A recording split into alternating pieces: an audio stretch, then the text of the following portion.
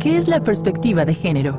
La perspectiva de género es una visión, un enfoque teórico y político que nos permite describir, comprender y analizar las relaciones entre mujeres y hombres. Esta perspectiva parte de considerar que mujeres y hombres somos expresión de nuestro tiempo. Es como si nos pusiéramos unos lentes y pudiéramos observar las conexiones entre la subjetividad de las personas, su identidad y su contexto. Así nos daríamos cuenta con facilidad que las feminidades y masculinidades se construyen socialmente y que cambian con el tiempo. Además, comprenderíamos que las desigualdades sociales que limitan las oportunidades y el ejercicio pleno de los derechos de las personas, especialmente de las mujeres, son producto de dichas conexiones. En definitiva, la perspectiva de género es una herramienta para el cambio de las relaciones sociales entre mujeres y hombres, alcanzar el bienestar de las sociedades y la igualdad sustantiva. De forma general, podríamos decir que este enfoque aborda preguntas como: ¿qué estereotipos de mujeres y hombres existen? ¿Cómo se dividen las tareas y responsabilidades domésticas entre mujeres y hombres y por qué? ¿Cómo nos han enseñado a comportarnos? ¿Por qué unos tienen más oportunidades que otras? ¿Por qué hay creencias que consideran a las mujeres como inferiores y qué sentido tiene? ¿Por qué en la historia el papel de las mujeres en la ciencia, la música, el arte, la política no ha sido visible ni reconocido? ¿Cuál es el objetivo de la perspectiva de género? Conocer, comprender y transformar aquellas condiciones que hacen que las desigualdades entre mujeres y hombres se perpetúen. Por ello, la PEG se liga a la igualdad, a las políticas públicas, a la acción y a la lucha de las mujeres. ¿De dónde viene la perspectiva de género? El desarrollo de la perspectiva de género surge a mediados del siglo XX. Proviene de las intelectuales y los movimientos de mujeres que hicieron ver la influencia del contexto en la formación de las identidades de los seres humanos. Antes prevalecía la idea que atribuía a las diferencias biológicas, genitales y reproductivas las diferencias sociales que explicaban el comportamiento de mujeres y hombres. Identidades que, por cierto, no son estáticas, pues han cambiado a través de distintas épocas y son diferentes según la clase, edad, procedencia étnica, las preferencias sexuales, entre otras categorías. Desde su origen, la perspectiva de género ha sido enriquecida por el feminismo y los movimientos de mujeres que han denunciado las desigualdades de las que son objeto y reivindicado el reconocimiento y ejercicio de sus derechos. Sin estas denuncias, la perspectiva de género perdería sentido político y utilidad práctica. Recordemos que la lucha por los derechos en México y el mundo ha sido larga y compleja. En México, al igual que en muchos países, el sufragismo fue de los primeros movimientos de mujeres que hicieron su aparición en la escena pública. Sus antecedentes se remontan a 1916, cuando se organizó el primer Congreso Feminista de Yucatán. En 1928, siendo presidente Plutarco Elías Calles, se redactó un nuevo Código Civil, en el que se dispuso la igualdad jurídica de las mujeres después de la mayoría de edad y su capacidad para celebrar toda clase de contratos.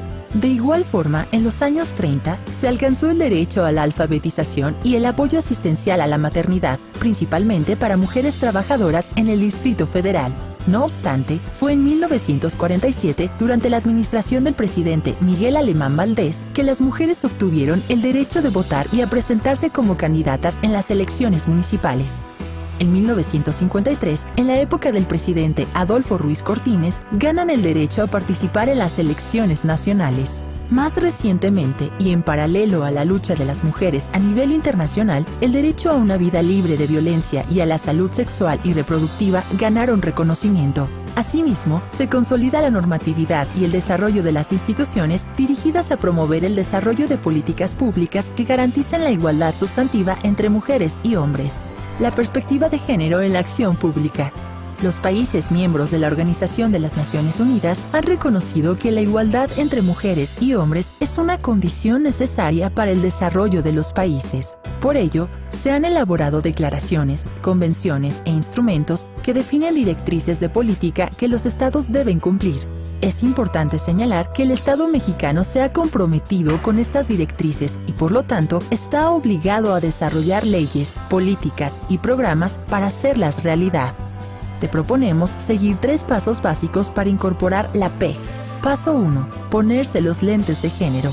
Para actuar, observemos cotidianamente a través de unos lentes que nos permiten ver la realidad de mujeres y hombres con perspectiva de género, en el transporte público, el mercado, en los hospitales, en el acceso a la justicia, cuando vamos al cine, cuando educamos a nuestras hijas e hijos, en la convivencia familiar y laboral, etc.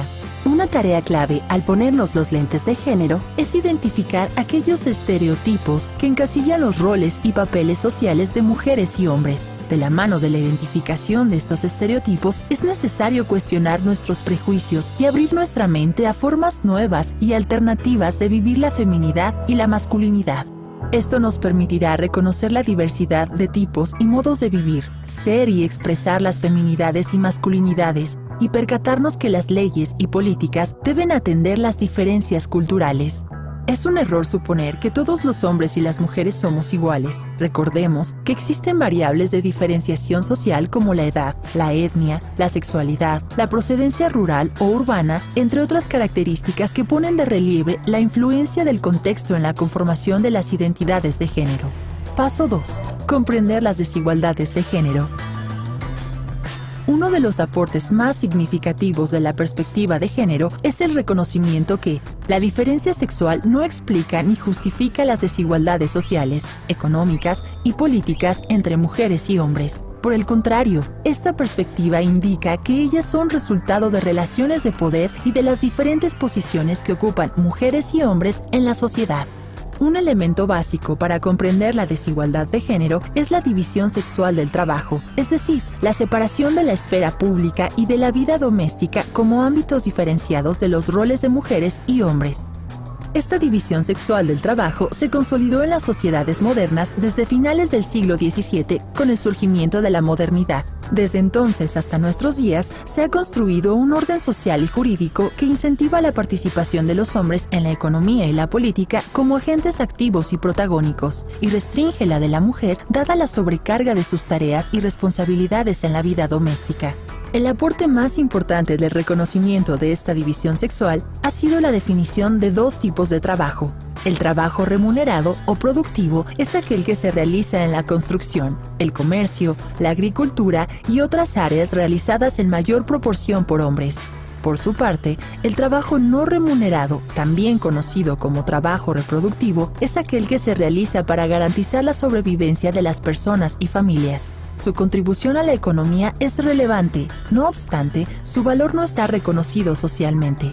Según el Instituto Nacional de Estadística y Geografía, INEGI, en el 2012, el valor económico de este trabajo fue de 3.061 billones de pesos, lo que representó el 19.7% del Producto Interno Bruto. El trabajo reproductivo incluye las actividades del cuidado de infantes, adultos mayores y las labores domésticas y, por supuesto, es realizado principalmente por las mujeres. Año 2012. En 52.0% de los hogares mexicanos, al menos una persona necesitó cuidado. ¿Quiénes realizaron ese cuidado? 73.1% lo realizaron mujeres. Los datos de la economía mexicana son elocuentes con esta división del trabajo. El trabajo no remunerado, es decir, las tareas domésticas y cuidados de infantes, adultos mayores, discapacitados, enfermos, etc., tienen valor económico y social, pero no recibe una remuneración económica, ni se distribuye igualitariamente entre los miembros de las familias. Por ello, su realización se considera una carga. Evidentemente que las mujeres que lo realicen limitan sus oportunidades para disfrutar de su tiempo libre y para ser ciudadanas activas, participando de las decisiones políticas de la comunidad y el país. Por ello, se considera que la división sexual del trabajo es la barrera más sólida que enfrentan las mujeres para lograr su desarrollo personal y profesional. Desmontar la división sexual del trabajo es una tarea urgente para lograr la igualdad y erradicar aquellas condiciones estructurales que las discriminan del ejercicio activo de sus derechos. El tercer y último paso que proponemos es comprometerse con el cambio. Para trabajar con esta perspectiva, es necesario actuar y comprometerse con el cambio personal y de nuestras instituciones. Se trata de cuestionar costumbres y creencias profundamente arraigadas e identificar las obligaciones que los distintos poderes del Estado están obligados a cumplir según la Reforma Constitucional en Derechos Humanos de 2011.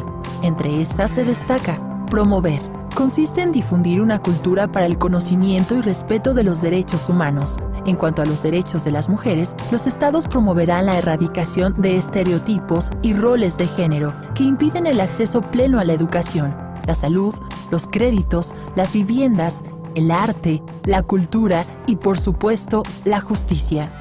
Respetar. La obligación de respeto implica que el Estado debe cumplir directamente con la conducta establecida en la norma y no debe interferir en el cumplimiento de los derechos humanos, lo que significa que los poderes e instituciones del Estado están obligados a respetar y a no violar los derechos humanos con sus acciones u omisiones. Proteger. Busca establecer medidas en diferentes ámbitos, político, administrativo y jurídico, y políticas de igualdad para que los derechos humanos de las personas sean asegurados y respetados. Garantizar. Implica el deber de organizar todo el aparato gubernamental y toda estructura en la que se manifiesta el ejercicio del poder público, que debe asegurar jurídicamente el libre y pleno ejercicio de los derechos humanos. Como consecuencia, los estados deben prevenir, investigar y sancionar toda violación de los derechos reconocidos por la Convención para la eliminación de todas las formas de discriminación contra la mujer, procurando la justicia y, si es posible, la reparación de los daños producidos por la violación de los derechos humanos.